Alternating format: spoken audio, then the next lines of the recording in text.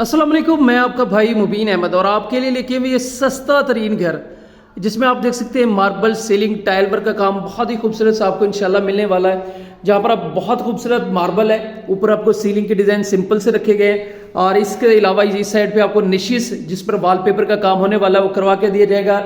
और ये TV launch में आपको एक ओपन जो है यहाँ पर किचन तैयार किया गया है जिस पर टाइल वर्क बहुत खूबसूरत है। टॉप पे बड़ा जबरदस्त मार्बल आपके साथ मामला तय होते हैं, तो यहाँ पर भी आपको किचन के कैबिन प्रॉपरली इंशाल्लाह तैयार करके देने। गाड़ी का गैराज इजीली गाड़ी पार्क हो सकती है, छोटी मेहरान आल्टो वगैरह।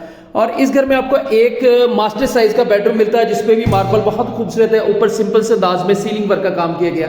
बैक पे आपको वेंटिलेशन एरिया मिल जाता है, मोटर पंप यहाँ पर हम लगा कर देंगे, बेसिन इंस्टॉल्ड है।